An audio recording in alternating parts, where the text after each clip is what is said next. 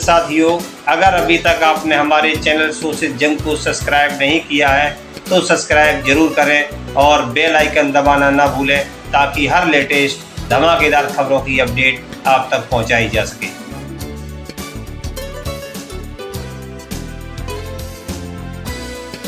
तारीख थी 15 नवंबर 2024। दिन था शुक्रवार, समय था सुबह का, स्थान था छत्तीसगढ़ के बलरामपुर जिले के दहेजवार गांव के पास स्थित बंद पड़े भट्टे के पास का धान का खेत में मिले 3 नरकंकाल, हड्डियां, खोपड़ियां, चिथड़े। नरकंकाल मिलने से क्षेत्र में फैल गई सनसनी। हर कोई हैरान कि आखिर ये किसके हैं नरकंकाल। बरामद कपड़ों के आधार पर नरकंकालों की पहचान हुई। कुसमी के कुम्हारपाड़ा निवासी सूरजदेव ठाकुर की पत्नी कौशल्या ठाकुर उम्र 37 वर्ष, बेटी मुक्तावती उर्फ मुस्कान उम्र 17 वर्ष और बेटा मिंटू उम्र 8 वर्ष। अब बड़ा सवाल कि आखिरी क्या थी हत्या की वजह, किसने दिया हत्या को अंजाम, क्या था हत्या के पीछे का कारण, क्यों दिया हत्यारे ने इस जघन्य वारदात को अंजाम, किसका है हत्या के पीछे हाथ, किसने दिया इस जघन्य हत्याकांड को अंजाम। ऐसे ही बहुत से सवाल उठने लगे जिसका पर्दाफाश किया स्थानीय पुलिस ने। इस मामले में पुलिस ने झारखंड के भंडरिया थाना क्षेत्र के गांव परसवार निवासी मुख्तार अंसारी उम्र 38 वर्ष को गिरफ्तार किया, जिसने पुलिस को बताया कि उसका छोटा भाई आरिफ अंसारी कुसमी में ठेकेदारी करता है। उसका मुस्कान ठाकुर से प्रेम प्रसंग चल रहा था। इस वजह से वह अपनी कमाई के पूरे पैसे मुस्कान और उसके परिवार पर खर्च करता था और अपने घर पर वह पैसे नहीं देता था। इस वजह से उसने ही माँ, बेटी और बेटा तीनों की हत्या कर दी थी। इसके बाद पुलिस ने मुख्तार को कोर्ट से 6 दिन की रिमांड पर ले लिया। हत्याकांड की बात सामने आने के बाद आरिफ अंसारी फरार हो गया। गुप्त सूचना के आधार पर पुलिस ने मुख्तार अंसारी के भाई आरिफ अंसारी को महाराष्ट्र से गिरफ्तार कर लिया और बलरामपुर लेकर पहुंची। पुलिस की पूछताछ में दोनों भाइयों ने जो खुलासा किया वह हैरान कर देने वाला है। उन्होंने पुलिस को बताया कि दोनों भाइयों ने मिलकर इस जघन्य हत्याकांड को अंजाम दिया।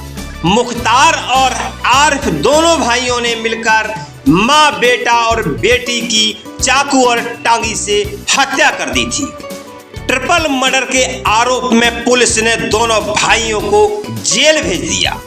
पुलिस के मुताबिक आरिफ का मुस्कान के साथ प्रेम प्रसंग था, वहीं उसके बड़े भाई मुख्तार का मुस्कान की मां के साथ प्रेम प्रसंग था। आरोपियों ने पुलिस को बताया कि 26 सितंबर 2024 को मुख्तार अंसारी कुसमी पहुंचा था। उसने मां, बेटी और बेटे को झारखंड के गढ़वा स्थित बेतला नेशनल पार्क घूमने जाने को कहा। इस पर वह लोग तैयार हो गए। इसके बाद वह बाइक पर तीनों को बैठाकर चांदों के रास्ते बलरामपुर के दहेजवार स्थित अपने बंद पड़े मकान पर पहुंचा। चांदों में आरिफ भी उन चारों को मिला था। इसके बाद वह करचा चला गया। वहां से रात में वह दहेजवार स्थित उक्त मकान पर पहुंचा। दहेजवार स्थित घर में मुख्तार और आरिफ ने मां, बेटी और बेटे के साथ मिलकर खाना खाया। इसके बाद मां, बेटी और बेटे सो गए। पूर्व नियोजित प्लान के तहत रात में सोते समय आरिफ ने मुस्कान के पेट में चाकू मार दिया। जब वह चिल्लाने लगी तो मां कौशल्या की भी नींद खुल गई। इस दौरान वह विरोध करती उससे पहले ही मुख्तार ने टांगी के पिछले हिस्से से उसके सिर पर प्रहार कर दिया। वहीं मुस्कान के सिर पर भी टांगी से वार किया गया। इससे दोनों मां बेटी बेहोश हो गई। इसके बाद दोनों भाइयों ने दोनों को पकड़कर बाहर निकाला और टांगी से गले पर प्रहार करके निर्ममता पूर्वक उन दोनों की हत्या कर दी। इस बीच मासूम मिंटू की भी नींद खुल गई तो दोनों भाइयों ने टांगी से उसे भी मार दिया। फिर तीनों का शव बहते नाले में फेंक दिया था।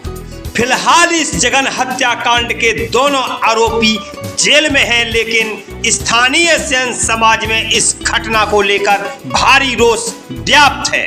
छत्तीसगढ़ प्रांतीय सर्वसेन समाज के प्रदेश अध्यक्ष एवं कांग्रेस नेता त्रिलोकचंद श्रीवास के नेतृत्व में सर्वसेन समाज ने बलरामपुर हत्याकांड के आरोपियों को फांसी और पीड़ित परिवार को 1 करोड़ रुपया सहायता राशि सहित एक सरकारी नौकरी देने की मांग को लेकर जिलाधीश के माध्यम से मुख्यमंत्री छत्तीसगढ़ को ज्ञापन सौंपा। ज्ञापन में कहा गया है कि सर्वसेन समाज सरकार से मांग करता है कि हत्याकांड को अंजाम देने वाले हत्यारोपी को फांसी दी जाए और पीड़ित परिवार को 1 करोड़ रुपया सहायता राशि दी जाए तथा इस पीड़ित परिवार के किसी एक सदस्य को शासकीय नौकरी दी जाए। अगर यह 10 दिनों के भीतर हमारी मांगों पर ध्यान नहीं दिया गया तो छत्तीसगढ़ सर्वसेन समाज संगठन सड़कों पर उतरकर आंदोलन करेगा। इस अवसर पर संगठन के प्रांतीय महासचिव राजू श्रीवास, संभागीय अध्यक्ष सुरेंद्र श्रीवास, मनोज श्रीवास, चंद्रमणि श्रीवास, दिलहरण श्रीवास, नरेंद्र श्रीवास, लोकेश श्रीवास, मोहन श्रीवास, रोशन श्रीवास, नारायण श्रीवास, राजेश श्रीवास, दीपक श्रीवास, लक्ष्मी श्रीवास, शुभम नवीन, अनिल संतोष, आशीष समेत बड़ी संख्या में समाज के लोग उपस्थित रहे। थाना कोतवाली बलरामपुर क्षेत्र के अंदर पिछले कल दिनांक 15 को हमें 3 मानव कंकाल मिलने की जो है सुबह को सूचना प्राप्त हुई थी। उसी तारतम्य में हमारी एफएसएल की टीम और थाने की टीम के द्वारा वहां पर जाकर जो है पूरे सीन ऑफ क्राइम को घेर कर और वहां पर साइंटिफिक तरीके से जो मानव कंकाल था उसको लिफ्ट किया गया था और जांच जो है वो शुरू की थी। इसी तारतम्य में जो हमें मानव कंकाल मिले थे उनका हमने पीएम वगैरह करवाया था और उसकी खोजबीन शुरू की थी, जिसके तारतम्य में हमने सारे के सारे थानों से जो गुम इंसान थे उनका विश्लेषण शुरू किया था। हमें ये पता चला कि कुसमी थाने के अंदर पिछले महीनों जो है एक गुम इंसान कायम किया था, जिसमें एक मृतका और उसके 2 बच्चे जो है वो गुम हुए थे।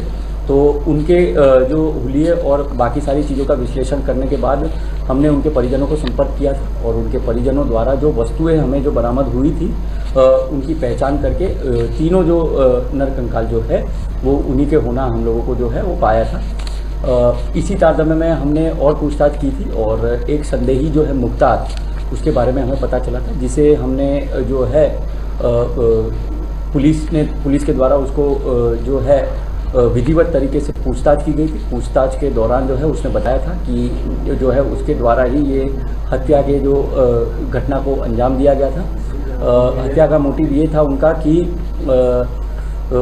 जो आरोपी था उसके भाई का प्रेम प्रसंग जो है वो मृतिका की बेटी जो है जो भी एक मृतक है उसी के साथ था और उसी के ऊपर सारे पैसे जो है वो खर्च कर देता था, जिसकी वजह से वो घर पे पैसे नहीं दे पाता था और जो आरोपी है उसको ये जो चीज़ जो है वो पसंद नहीं था, तो इसीलिए ये घटना को जो है उसके द्वारा ये कारित किया गया था। आरोपी को विधिवत गिरफ्तार करके हमने न्यायालय में पेश किया है और अग्रिम विवेचना जो है इस मामले में अभी जारी है।